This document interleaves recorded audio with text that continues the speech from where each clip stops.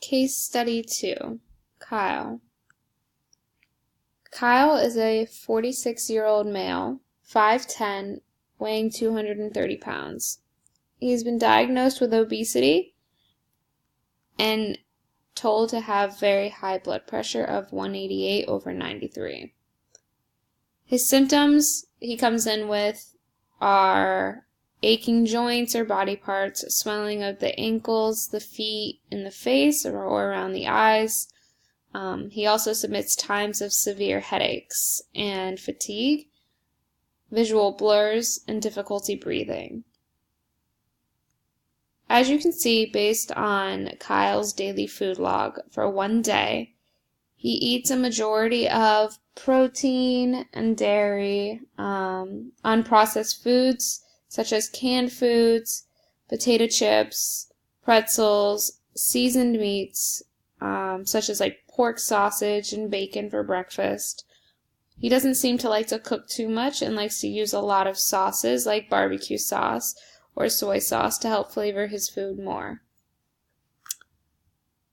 From his food log, here are the nutrients, vitamins, and mineral intake.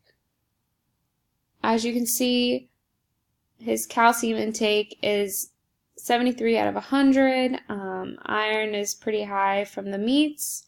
Cholesterol is pretty high. He's getting an adequate amount of protein.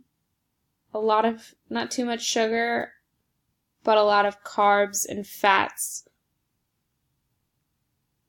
Based on his medications and his lab reports, Kyle has taken the calcium urine 24-hour test and had increased calcium excretions found in his urine.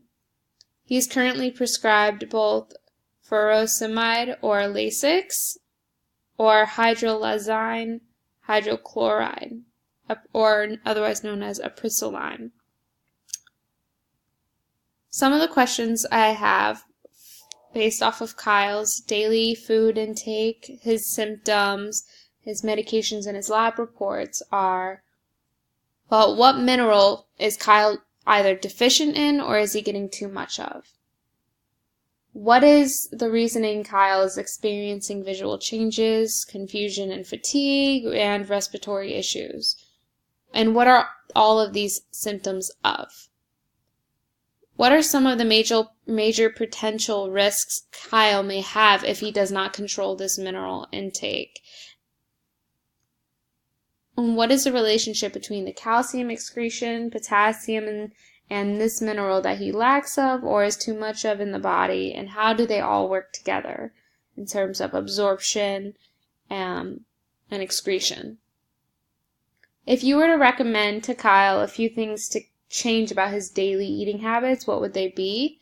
And what does he need to change to help manage his symptoms and his potential risks?